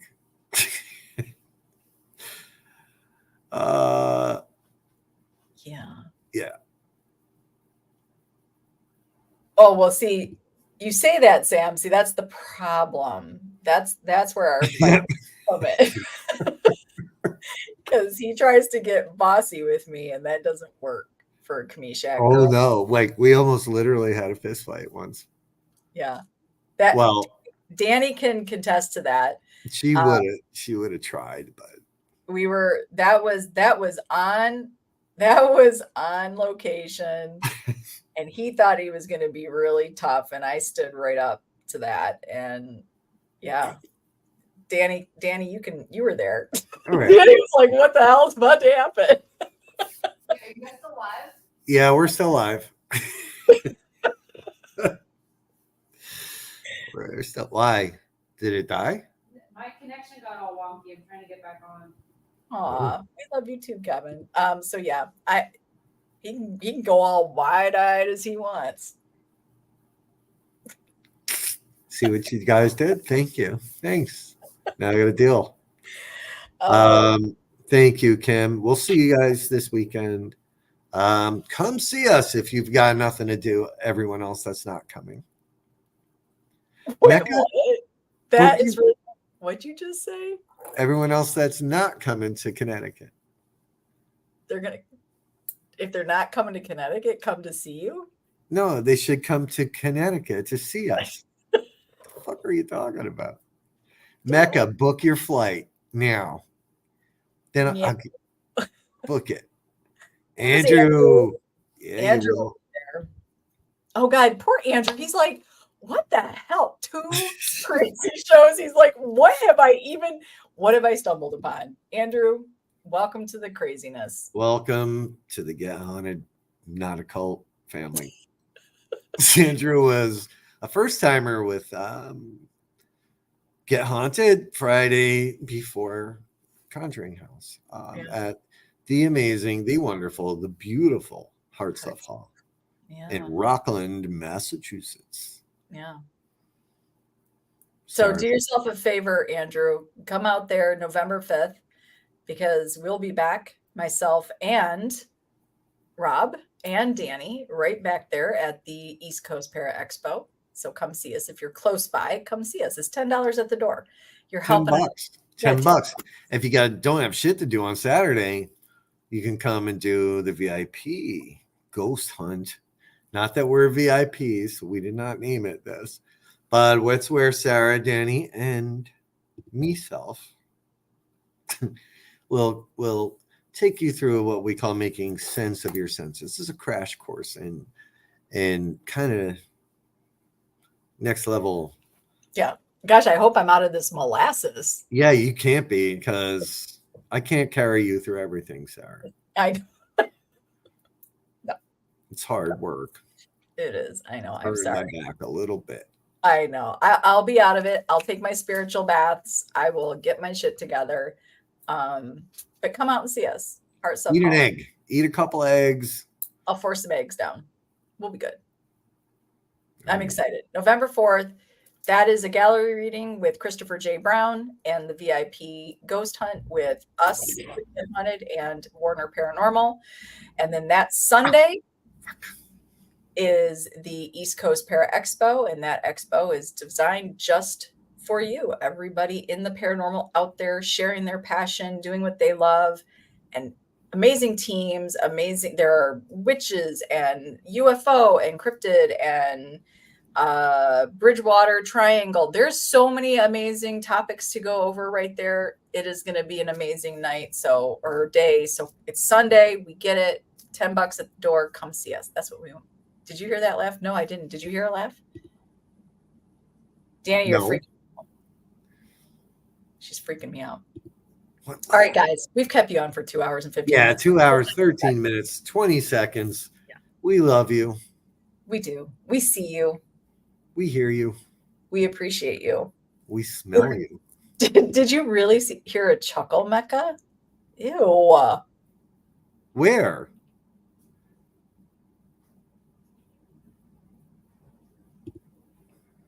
The background of what, Danny? Sarah's house or this one? Because that's the important part.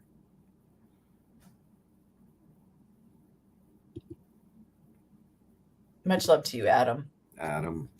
Hey, Black Tea Society, your shirts, every last bit of shirts went out today. So if you're still waiting, they'll be there within a day or two. Night, Sam. Thanks, Dee Dee. Thank you. I know. Thank you, Dee Dee. Love you, Rachel. Love you, Rach. Love you, Kev. Love you all. Love you all. All right. I'm going to get, I'm sure, in trouble now after the show. Yep. A little bit. A little bit. You don't hang up. Okay, I won't hang up. Okay, one of the two. I can't tell. I thought Sarah's because I'm the only person here. Well, okay. I'll have to go back and listen. So it's towards the end of the show. We'll go back and listen. All right, guys. So next Monday, Paranormally Blonde. You're gonna want to come to the show because we've got Teresa. She is a spirit drawer. We're super excited to have her on. Night Jade does. It's going to be an exciting show, 7 p.m. Eastern Time, Paranormally Blonde, YouTube, and the Get Haunted Public Network page. You can watch us right there. Other than that, guys, have a fantastic weekend. If you are traveling, stay safe. If you are at home, get some rest, drink your water. Rob, it's been real.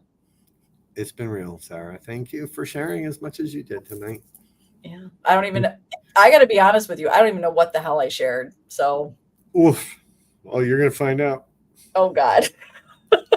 All right. So with that, I guess I got to go get in trouble. And the rest of you guys enjoy the rest of your night. Get some good sleep. And we will see you in 2 weeks when, and it's just going to be me on Secret the Soul moving forward. So Sarah's going to take a little hiatus. I guess I'm fired. All right. All right, guys. We'll see you later. All right, Sarah, hang up. I'm going to right now. Bye.